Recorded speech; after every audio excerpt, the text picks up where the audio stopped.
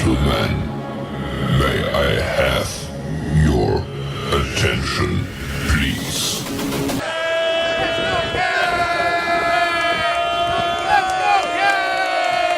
The show starts in 3, 2, 1, go. Good morning, CaneSport. It's February the 8th, 2024. I'm Gary Ferman, the publisher of CaneSport.com, joined once again by our managing editor, Matt Shodell, as we discuss the news of the day. And Matt, these shows have been a little sporadic. It's a little bit of a quiet time of year, but a little bit of activity in the last 36 hours, I was 36 hours. So good time for us to reconvene here on Good Morning CaneSport.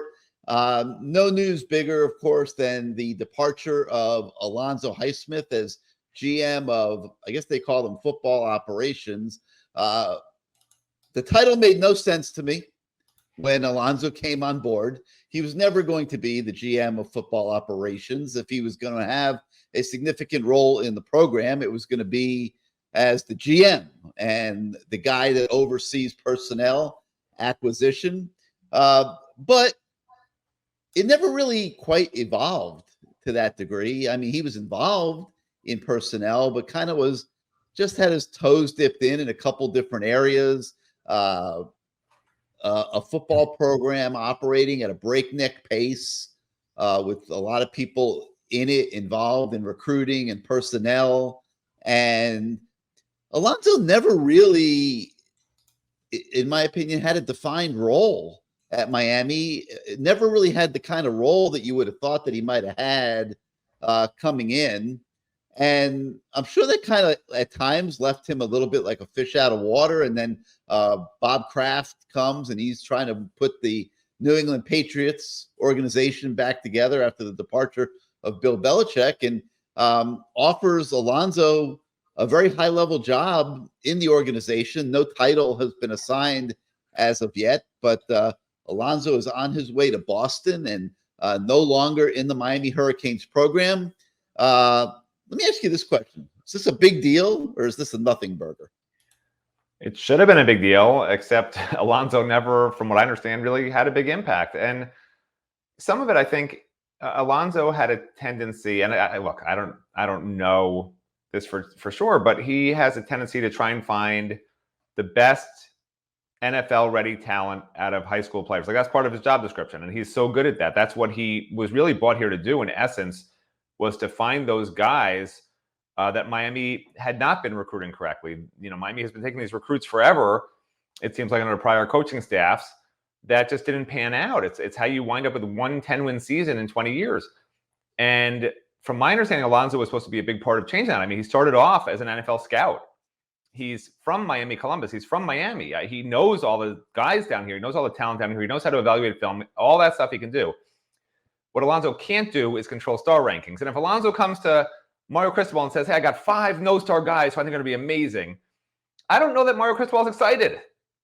You know, because a big part of what Mario Cristobal does is he wants NFL guys ready that are ready now, not guys who, hey, Alonzo Highsmith is telling me that based on the father of this guy and the grandfather of that guy, this kid's going to grow another 7 inches in the next 2 years and put on 30 pounds. No, I want the guy who's 6'7" and 300 pounds now that's a 5-star. Like, that's the difference, I think, between how both these guys think. Alonzo really does, you know, just haven't talked to him a few times. He's looking for the potential. He's looking for a guy that will grow into an NFL star, not a guy who already is an NFL star, because everyone already knows about those guys. So Alonzo's trying to find the other guys. But the other guys aren't guys that somebody who wants a top 5 recruiting class will take, because they haven't developed into what they probably will become. You know, Alonzo's a master of sort of seeing into the future with some of these recruits, not just looking at film and looking at star rankings, but looking at, you know, when you have a guy who's 6 foot tall and is just starting to really hit his growth spurt, and his whole family's 6'7", like, you have a pretty good idea that guy's going to get a lot taller. And those are the sorts of things that Alonzo, I think, would look at, but that aren't reflected in the camps and the star rankings. And so I think there might have been some frustration for Alonzo when he thinks he finds a diamond in the rough, and it's like the guy's got no stars. He's a 2-year project for he's going to be really, really good. And, at Miami, maybe that's really not what they were looking for now. So, there was definitely a disconnect. Whether that was it or not, there was definitely a disconnect. Well, I mean, listen, nobody championed the idea of Alonzo Highsmith coming back into the program more than me. I mean, I was hook, line, and sinker on Alonzo being involved in Miami football when Manny Diaz was the head coach. And I thought that, we've been taking looks at the recruiting classes when Manny Diaz was here, and they are like a laughing stock. I mean, the hit and miss rate of those recruiting classes under Manny were like laughable, like embarrassingly bad, and have buried this program in the abyss that it continues to be in the last 2 years, winning 5 and 7 games. I mean, you can't have the degree of misses that they had in recruiting and really do a whole hell of a lot better than what they've done. So I was pounding the table on Alonzo, both before Mario was hired, after Mario was hired, when Manny was head coach, because Alonzo to me was a guy that had been in personnel at the highest level for 2 decades. And the first thing that needed to improve at Miami was talent evaluation. Do a better job on choosing the guys that you're recruiting. And no, it's not as simple as just looking at star lists and saying, oh, this guy's a 4-star, I'm going to recruit him. I mean, these guys got to be vetted. They got to be looked at and projected forward. A guy that's in high school needs to be projected forward 2, 3, 4 years to what kind of player he's going to be. And I just felt that Alonzo, with his Miami background, having been from South Florida, a couple decades in the National Football League as a personnel guy at the highest levels of management. Now you see like the kind of jobs that this guy is capable of getting. I mean, people in football respect Alonzo Highsmith, and I thought he could come here and just have a massive impact. And, when I looked at it, I'm saying, create an NFL scouting department, dig deep into recruits at the same intensity and level as the NFL team that's getting ready to invest $30 million in a kid. And, get to know that kid backward, forward, sideways, reduce the number of mistakes being made in recruiting. And my vision was Alonzo could create this NFL scouting department with 3, 4, 5 scouts with pro experience as well, because it's, Miami's willing to pay people. Go get the best guy. Alonzo knows every scout in the National Football League. Okay, go grab a few of those guys that want to live in South Florida and give them those level of jobs at the University of Miami, and have a pro personnel department to where you are eliminating some of the recruiting mistakes that have been being made in this program, and B, doing a great job of determining who to recruit. And that was my vision for it. But like, honestly, that never came to fruition. Alonzo was like a fish out of water. He was involved, from what I understand, in a lot of evaluations and stuff, but he wasn't in charge. He wasn't a decision maker.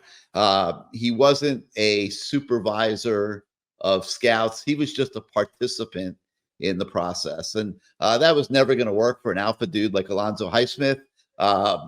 He has regularly been getting overtures the whole couple of years that he was at Miami. And when the Patriots came calling with this type of job and opportunity, it was a no-brainer for him to go back to the NFL and do what he does best. So how does this affect Miami going forward, Matt? I'll be honest with you. I don't think it affects Miami very much at all in terms of the operations or anything, because Alonzo wasn't impacting things to that degree. And I think it'll be business as usual inside the building at the Schwartz Center. You could say it could affect the potential of what that relationship could have been, but it never was that. So you can't miss something that you never had. So I don't see this as a huge deal for Mario and the program moving forward. It's a great opportunity for Alonzo. It can, it'll be fine. But I will always wonder, man, if they had just done this differently and embraced things maybe just a little bit more and gotten it a little bit better organized, maybe Alonzo Highsmith could have made a bigger impact at the University of Miami. Yeah, I mean, you could argue that under Manny Diaz, they could have put Alonzo Highsmith in charge of everything, recruiting-wise, evaluation-wise, and they would have done a lot better. Mario, look, head coaches are set in their ways. There's only so much you can tell them. And, look, Alonzo has strong opinions, but at the end of the day, he was more of an Ed Reed than a name the guy who runs recruiting and winds up getting guys, Mario Cristobal. He wound up being an Ed Reed, and Alonzo is not used to being an Ed Reed. Alonzo's used to telling people, what he thinks will happen with a certain prospect, and then that program acting on it. Whether it's in the NFL or in the NFL, and that didn't happen. So he was frustrated, and at the end of the day, it is what it is. I mean, we thought it would work, and it didn't. And I think it's unfortunate. I think he had value. Obviously, he had tremendous value. And I don't think it was used. I mean, that's just my honest opinion. I'm not going to lie about it. I think Mario wasted an opportunity to have a real voice and find some diamonds in the rough, and he just didn't want them. And remember, the deal was done initially when Manny Diaz was the head coach. Dan Lambert, a Miami supporter, was willing to pay Alonzo's salary for 3 years to let him come in and do this in the Miami football program. Manny Diaz nixed it. He didn't want Alonzo Highsmith. Turns out Mario Cristobal didn't really want Alonzo Highsmith either. And I am baffled by the whole thing. I mean, I'm looking at a guy that's been in pro football for 20 years, a guy that the New England Patriots are coming and grabbing and going to make him like the number probably 3 or 4 guy in their organization underneath the president, the head coach, and the GM. And Alonzo is going to be there, with an active role in personnel at the highest level of the National Football League. And nobody wants him at the University of Miami. I don't get it. I hope everything works out great for everybody, for Alonzo, for obviously. This is one that will baffle me for a long time. One that won't baffle me, Matt, is the departure of defensive backs coach Jamil Adai. He is leaving to go be the cornerbacks coach of the Buffalo Bills. I think this one is an example of Mario Cristobal sending out the signal to his guy, like, listen, I don't think you're going to be part of my staff for the long term. Start looking for jobs. And Adai was able to land one with the Buffalo Bills. Good opportunity for him to go to the NFL. Recruiting was not his strong suit. He doesn't have to recruit there. He is a decent on-the-field technician and coach. So probably for him, career-wise, a very good fit. And now it lets Mario go out. And this is a very critical hire. Because it lets Mario go out and find himself a defensive backs coach that can recruit. And he has got to get this hire right, Matt. Well, you hit it on the head. It wasn't a great fit because, again, as we talked about, Mario's all about recruiting. And yeah, Adai was not a great recruiter. The cornerbacks and safeties, the room, they got some nice players there this past cycle, but you can see the need. I mean, they already bought in two transfer portal safeties. They need more transfer portal help at corner. They've already brought in a lot of those over the last 2 cycles. So when you're getting guys out of the transfer portal at those numbers at defensive back for 2 straight years, it's telling you that, you don't have much talent either being developed or brought in. So yeah, I have no problem with that move. And I'm sure Mario's looking for an upgrade there. So nothing wrong with that. I mean, upgrades are good, right? That's what the word means. Yeah, and it's going to be really, really interesting to see who he replaces Adai with. I think this is a really critical hire. So looking forward to covering that for you guys here in the coming days and seeing where that search goes. All right, one other thing I did want to touch on today is an interesting story we have on the website this morning, comparing Miami's way too early odds from this year against last year and last spring, and make a determination on whether they are showing an upward trend. And I'm going to flat tell you guys, this was another product of being literally annoyed as hell at Matt Shodell. I mean, to the point where I'm pulling my hair out. Like, you see, my hair looks a little shorter today. It's because I've been pulling it out and doing all kinds of crazy stuff, because Matt's been driving me out of my mind. Okay. I said, Matt, please go into the lab and do something productive. You are driving us crazy here at CaneSport. So he zips into the lab, hid in there for about 10, 11 hours, I would say. And he comes out with all these damn numbers and all this craziness. It's a story that, quite frankly, goes all over the damn place. But I really think you guys are going to like it, just because there is a lot of interest and intrigue to it, and substance to it as well. So, Matt, let me just, rather than me interrogate you, I'm just going to give you the floor here and let you talk a little bit about your numbers analysis, which spans everything from Miami's chances to win the national title next year to Cam Ward's chances of winning the Heisman Trophy. Yeah, I mean, this is about as interesting as Taylor Swift. Taylor Swift threatening to sue that college kid who's tracking her jet, which is extremely interesting, obviously. Extremely interesting. But not Taylor Swift at the Super Bowl Sunday, I'll tell you that. Like, is she going to sing the national anthem? Is she going to sing God Bless America?